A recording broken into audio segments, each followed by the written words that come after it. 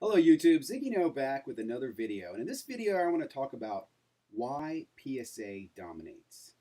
Now I'll be honest, this is my theory and I'm really hoping some other people will either back this up or shoot it down or looking for some feedback. But it's something that's been kind of rattling around in my head for the last few weeks and I wanted to put it down in some type of video.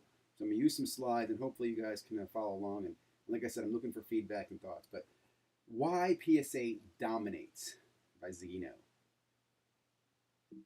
First thing is the impact of point 0.5 on the hobby.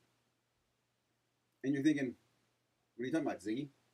Well, I was thinking about this, and I'll come to this in a moment. One of the biggest changes in the last 20 years has been grading, right? We all recognize that. It's really what differentiates what cards are. Now, I won't go into the whole fact that manufacturers still make terrible cards, but we know that not all cards are 10s, right? Not all cards are 9s or 8s, even when they're pulled directly from the pack, very carefully with gloves and so on. But those gem mints that are special, that hit the 10s and the 9.5s, carry a greater value in the hobby.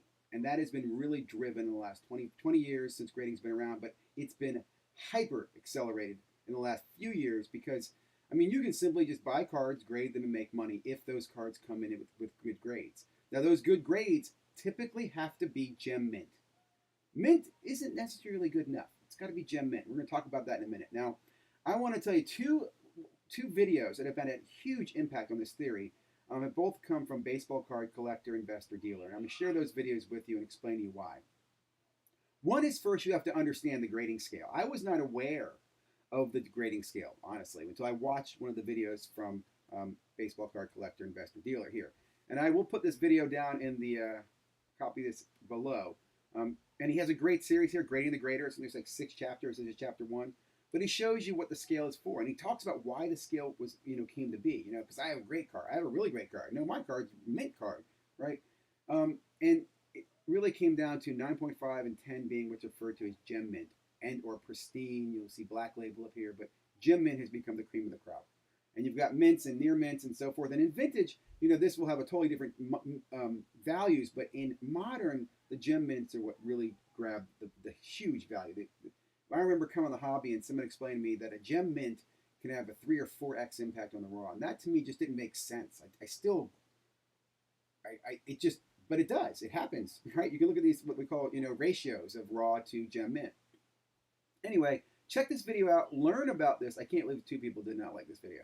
Anyway, check this video out and understand the grading scale. And again, what's an important takeaway here is that PSA uses the same scale. They recognize all these things.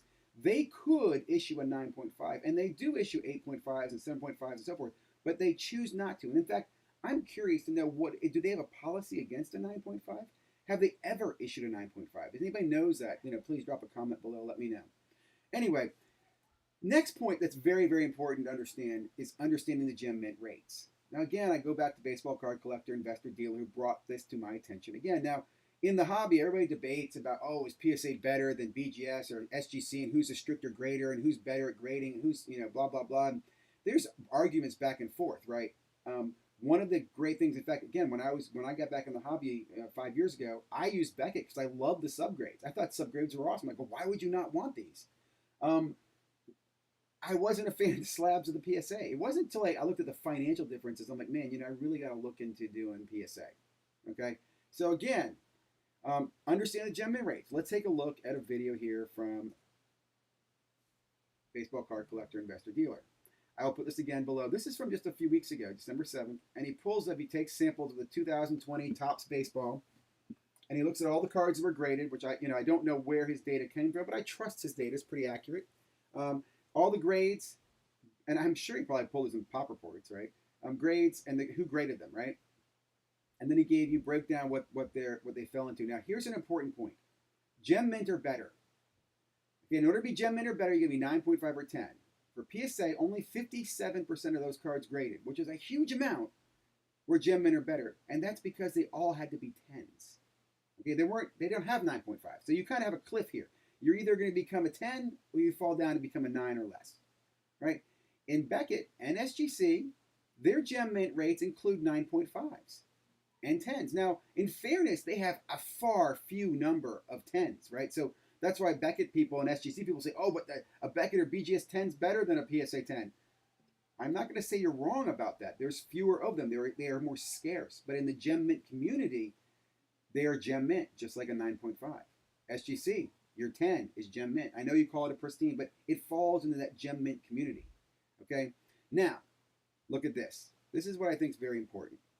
If I go back to my slide here, why does PSA dominate the market? Okay, now follow me along with some of this math. And I didn't build this. I just kind of laid it out here like it's a whiteboard.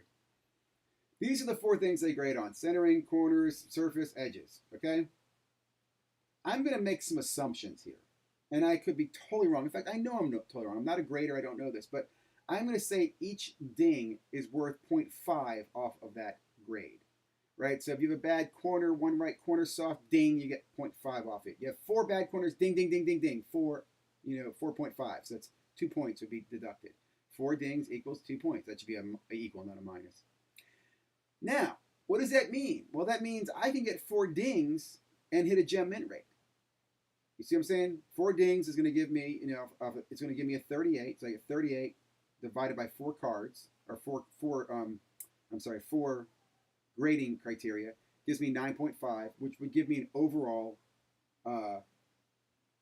gem mint, right? And this is even for PSA. So if PSA is calculating this and they see 4 dings, they go, yep, this is a 9.5. What are they going to do? They're going to round that up to a 10, right?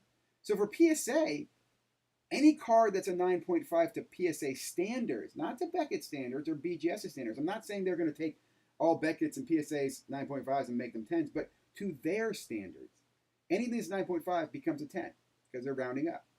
They don't round down. I mean, they don't round that down. They're not recognizing a 9.5. So it's my assumption there. I could be totally wrong, but that's a strong assumption, and I think it's a very fair assumption to make. Now, that means if it's less than a 9.5, right? Now that should be equals a 9, not equals 10. Man, I need to fix this slide.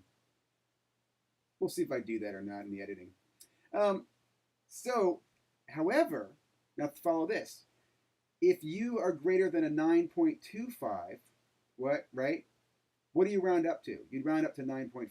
Now follow what I mean by this. This means, BGS and SGC can have 6 dings and gem mint. You follow what I'm saying there? Because if they have 6 dings, they would fall into a 9.25, and they would round that up to a 9.5 and put a label on it as a 9.5. If I assume had the 7th ding, it would round down to a 9. Now compare that to PSA. PSA, the 5th ding, and you are a 9, which is why you can crack PSA 9s and get them turned in for 9.5s. Right? You see this? Which is, again, why PSA, in my opinion, is dominating this market. They have the ability to give you the perception of higher gem mint rate, higher value, because you're going to get a 10. And let's just go into this marketing thing, right? People want 10s. I don't care if it's 9.5. People want a 10. We always want the 10. If there was a scale of 11, we'd want the 11. You know what I'm saying? So that marketability that I can get a card that's a 10, I can say, hey man, I got a gem mint 10. And they go, oh, it's a PSA, that's awesome. Now if you get a gem mint, if you get a pristine 10 from Beckett, that's wonderful. And that's why you'll also see in the Beckett world what they refer to as true gem mints, right? Where all the 4 subgrades are 9.5s. And when they are all 9.5s, there's a chance that could actually cross over to a PSA 10, which again makes the value for Beckett. So I say this to you because I do grade cards. I do crack cards. I do look at the values of cracking a 9 PSA to get a BGS 9.5. I do think there's a market for all of them. I'm glad there's a Beckett. And I'll also say this kind of in conclusion. I don't think there's anything anybody can do to change this.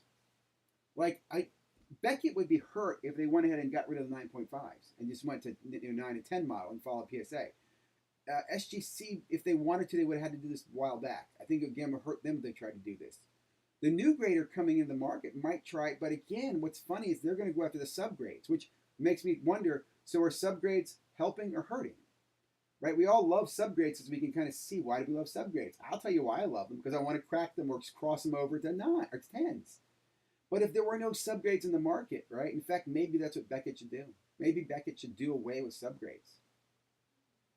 I don't know. So anyway, just some thoughts I have out there. But I will tell you this, what I am very certain about is I do believe the major difference is that impact of that 0.5. The fact that PSA does not have a 9.5 has given them the ability to dominate the market. Right? Let's go back to that. Oh, that's this video right here. Right? When their gem mint rate is less than, it's harder to, it's scarcer to get a general 10. Right? If I'm sending in 10 cards to PSA, probably, if best case, and I'm not saying best case, but good eyes, whatever, I might get a 57% gem mint rate on those 10 cards, which means 5.7 will come back gem mint. If I send those same cards into Beckett or SGC, I have a 7.5 of them will come back. So again, I can see the value differentiator. Anyway, hope you guys liked the video. If you haven't already, please like, subscribe. I always ask that at the end when no one's probably listening, but I would really, really love your feedback, comments, and thoughts on this theory. And man, there's a lot of smart people out there, so I'm sure you'll tear this apart or digest it or spit it out or whatever.